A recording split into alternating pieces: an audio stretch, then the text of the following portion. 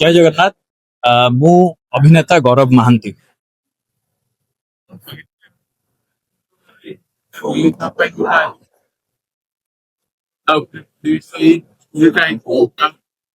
चारि कांध एक्जाक्टली कहू गले चारि कांध पर्सनाली जदि कहे मो पाई चारि कांध हूँ गोटे परिवार। परिवार सहित दीर्घ 1 वर्ष रु अधिक मु जड़ित। हृदयर सहित धन्यवाद जनइबी आम डायरेक्टर सर विश्वनाथ बाबू आ प्रोड्यूसर सर अतीश बाबू जी तांकर चारि कांध परिवार रे मते मध्य इंक्लूड कले। एटा गोटे बहुत सुंदर जर्नी, गोटे सुंदर आ नियारा कहानी।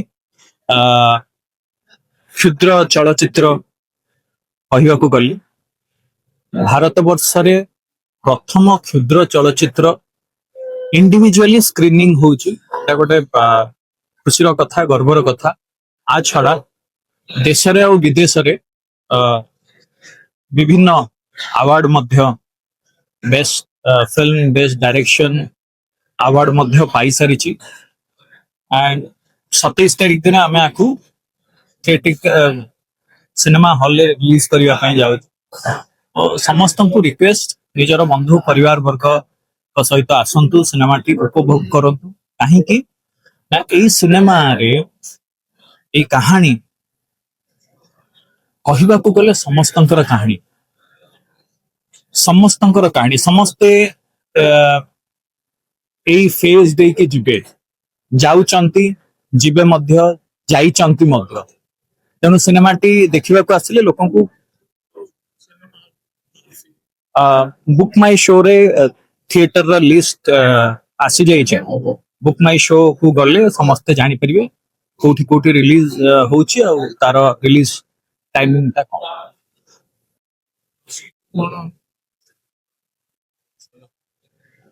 दर्शकों को मेसेज या कहली पर दर्शक माने देखिले ही निजे अनुभव करि परिबे जे एई कहानी टी तांको जीवन को केते छुची बा छुई पारुची।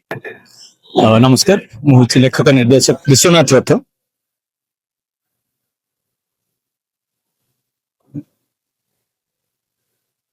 एटा चारि कांध हमर होछि गोटे मध्यम अवधि बा ओडिया मिड लेंथ फिल्म जोटा कि 36 मिनिट अवधि रे रहिछि। तो एटा हमर थिएटर रे 27 फेब्रुआरी रिलीज होबा को जाउछि। आ एटा हम पूरा भारत वर्षर प्रथम एमती मिड लेंथ फिल्म जोटा कि थिएटर रिलीज होछि। कारण जेमती आपण माने सब जानिथिबे जे शॉर्ट फिल्म बा मिड लेंथ फिल्म थिएटर रे रिलीज हुए नि। जनरली सेटा आपनकर फिल्म फेस्टिवल हला बा तापरे यूट्यूब हला कोन से ओटीटी हला सेटी रिलीज हुए। तो एटा मु कहबी जे कंप्लीटली आमे अतीश सर को कर इनिशिएटिव, तांको आईडिया आमे तांको बहुत बहुत धन्यवाद भी दोछु, कृतज्ञता भी दोछु जे तांकर एटा गोटे इनिशिएटिव जे ओ फिल्म टाको थिएटर रे रिलीज करा होची। जोटा कि आमे केबे भी भाबी नथिले, हम टीम केबे भाबी नथिले जे आमे अवार्ड विषय रे बा फेस्टिवल विषय रे भाबिथिलु, किंतु थिएटर रे जे फिल्म रिलीज होबो लोक माने साधारण दर्शक जाई ताको देखिबे, उपभोग करिवे, आमे के भाबी नथिलु। तो बहुत बहुत धन्यवाद देबी अतीश सर को। अतीश कुमार चारि कांधर प्रयोजक। चारि कांध एक सामाजिक प्रसार कहानी, मनुष्यर जीवन मृत्यु शेष पर्यंत भीतर भल पाइबार कहानी और शेष मनुष्य चारि कांधरे केमिति जीव ताहा पई एक चर्चार कहानी, जहाँकि मोर एंटायर चारि कांध टीम के द्वारा निर्मित होईछि। एवं सिनेमाटी ओडिसा रो भारत रो सारा विश्व रे बहुत जगह प्रशंसित होईछि। एवं मोर आशा विश्वास ए सिनेमा हॉल रे पक्क चेष्टा करूछि आमे ओडिसा दर्शक कोन सारा भारत वर्ष सिनेमा हॉल देखियो निश्चय आसीबे। सेति में मो निर्देशक विश्वनाथ को धन्यवाद देबी और मो टीम को धन्यवाद देबी जो माने आज सिनेमाटी को समस्त पाखरे पहुंचाइबा पे मते सहायता करछन।